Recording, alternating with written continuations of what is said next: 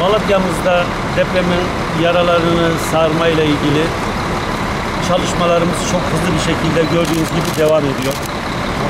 Şu ana kadar Malatya'mızda 80.000 hak sahibi olmasına rağmen biz Malatya'da toplamda 95.000 konutun ihalesini bitirmiş durumdayız.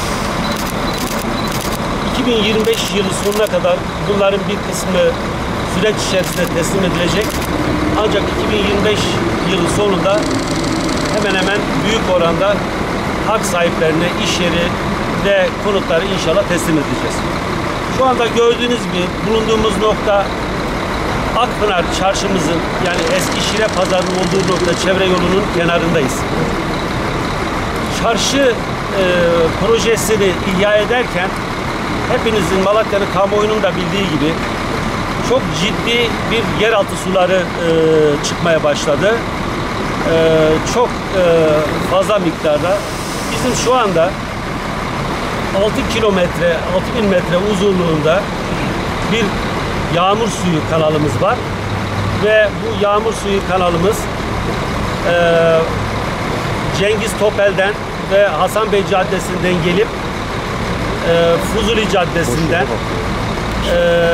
Fuzuli Caddesi'nde Üçgen Park'la birleştikten sonra burada yol altından, yani Şile Pazarı'ndan çevre yolunun altından Çarnozlu Deresi'ne deşarj oluyor. Ancak tabii o yağmur suyuyla alakalı bir hat bu. Biz bu yağmur suyuna ilaveten, bu hatlara ilaveten 6 kilometre daha inşa ediyoruz.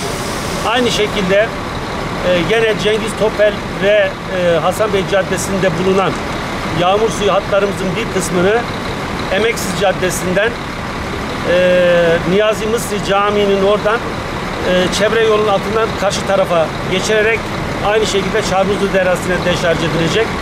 Bir kısmı da aynı şekilde Fuzuli Caddesi'nden gelen ve burada gördüğünüz bu noktada çevre yolunun altında gene aynı şekilde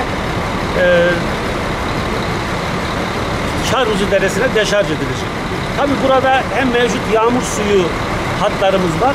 Buna ilaveten gördüğünüz gibi bütün bizim inşaat alanlarımızda Saray Mahallesi'nden tutun da işte Cirikpınar, Saray Mahallesi ve gördüğünüz gibi Akpınar'da çok ciddi yeraltı suları çıktı. Bu yeraltı sularının da aynı şekilde bu hattımıza ilave ederek, aktararak burada Çarnozlu Deresi'ne deşarj edip oradan inşallah sulama suyu da kullanacağız. Tabii bildiğiniz gibi bizim şu anda ilk ihale edilen alan bu Akpınar çevresindeki inşaatlarımız. Şu anda belli bir kısmı, ilk etabı 2025'in ilk çeyreğinde, yani Nisan gibi inşallah teslim etmeyi düşünüyoruz. Tabii burada hem yağmur sularının hem yeraltı suları deşarj edilecek. Aynı şekilde bütün az önce arkadaşlarımızla görüştük. Kısmen biz maski marifetiyle yapıyoruz. Kısmen de TOKİ müteahhitlerimizin yaptığı alanlardaki işlerinde TOKİ müteahhitlerimiz ile birlikte organize etmekteyiz. Malatya'mız için gerçekten bu çok önemli bir proje. Toplamda 12 kilometre, dediğim gibi 12 kilometre yağmur suyu ve yeraltı suları deşarj edecek bir şebeke oluşturuyoruz inşallah. Bir projeydi. Ancak burada hem yağmur suyu ile birlikte içme suyu, kanalizasyon ve atık suların da deşarjı var. Bunu da ifade etmiş olayım.